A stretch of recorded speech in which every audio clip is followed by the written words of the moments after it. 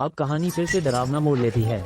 ऐसा लग रहा है कि जब तक इस रहस्यमयी किताब का राज नहीं खुलेगा तब तक शैतान का खतरा टला नहीं है। राशेल मानसिक अस्पताल पहुंची, जहां उसने अपनी बहन विवियन से मदद मांगी, लेकिन विवियन मुस्कुराते हुए उसे एक पुराने धार्मिक रहस्य की कहानी सुनाती है। जब भगवान ने एडम को बनाया तो उसकी पहली पत्नी लिलिथ थी, लेकिन लिलिथ एडम के अधीन नहीं रहना चाहती थी।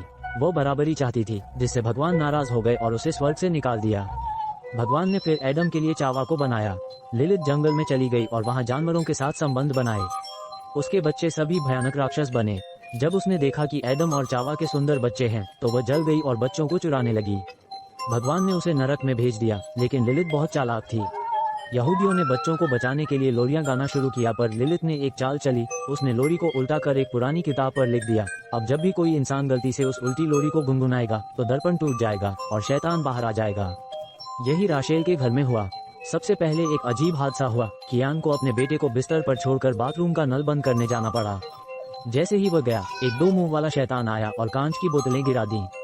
छोटा शहजाद कांच के टुकड़ों की तरफ रेंगता हुआ बढ़ रहा था। तभी एक तेज चीख सुनाई दी और कियान चौंक कर वापस आया। अब राशेल और विवियन घर लौटे। उन्होंने तुरंत घर के सभी दर्पण ढक दिए ताकि शैतान अंदर न आ सके। इधर कियान ने अपने जान पहचान का इस्तेमाल कर मशहूर तांत्रिक बियाओ को बुलाया। बियाओ ने बताया कि शैतान को बुलाने और खत्म करने के लिए 3 जरूरी चरण हैं। सबसे पहले एक लोरी गाई जाती है, फिर एक जानवर की बलि दी जाती है और तीसरे नंबर पर बच्चे का खून बहता है।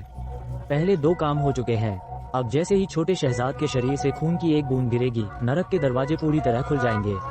इन दरवाजों को बंद करने और शैतान को हराने का एक ही तरीका है, मोमबत्ती जलाओ, मंत्र पढ़ो और सच्चे प्यार और विश्वास से काम लो।